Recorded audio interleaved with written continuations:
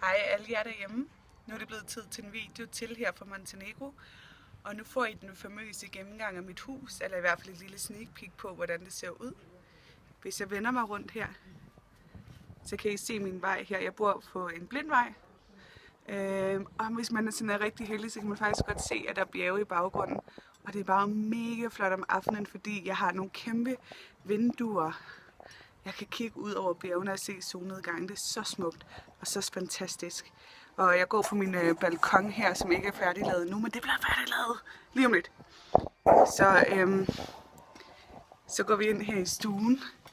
Jeg har en lækker 81 kvadratmeter stor lejlighed, som jeg deler med en af mine kollegaer hernede, Jelena,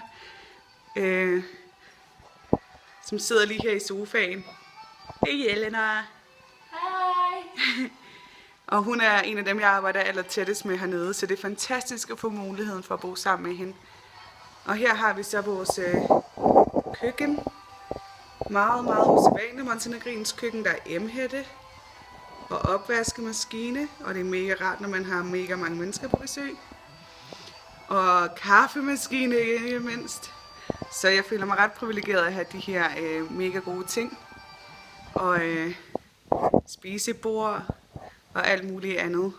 Så det er bare kæmpestort at få mulighed for at bo i den her lejlighed, hvor der er plads til folk og plads til gæster, også når man har nogen på besøg, der skal sove her.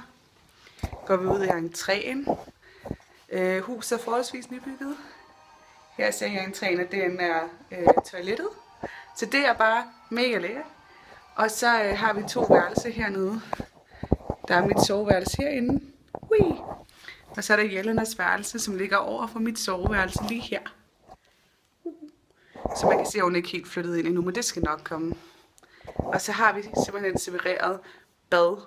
Og jeg tror aldrig, jeg har oplevet sådan et bad før. Der er sådan mega mange massagefunktioner. Så det her, det er virkelig en gave for Gud, hvor vi har plads til folk. Og hvor der er dejligt lyst. Fordi Montenegrin er kendt for at have sådan ret tung møblement, og her der er der simpelthen plads og lys i vores mega lækre stue, hvor der er bare plads til folk. Så her fik I et lille indblik i, hvordan jeg bor. Hej hej!